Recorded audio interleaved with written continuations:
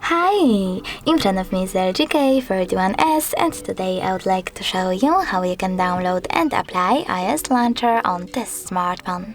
Start by exiting Play Store. So click. Now tap on the search bar and type in iOS Launcher. Following that, you need to install this completely free app from this developer and choose Open.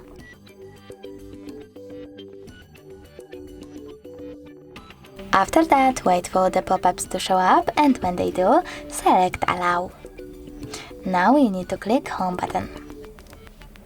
After that, click on iOS Launcher, select Just Once or Always.